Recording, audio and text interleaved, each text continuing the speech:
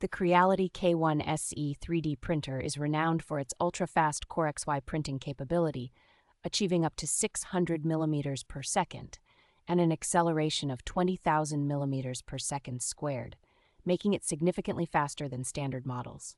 Its advanced direct drive extruder is engineered for precise filament handling, ensuring consistent feeding across various materials, including flexible thermoplastic polyurethane.